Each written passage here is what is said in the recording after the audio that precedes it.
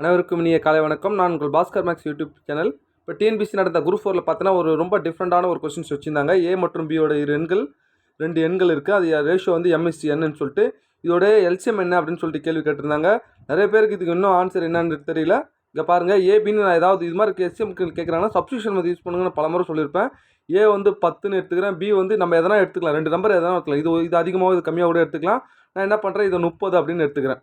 ஓகேவா, 10 30 எடுத்துக்கிறேன். இது என்ன ரேஷியோ, 1:3ன்ற ரேஷியோவில் இருக்குது. இதுதான் என்னதுன்னா எம்மு, இது என்னு, இது ஏ, இது பி.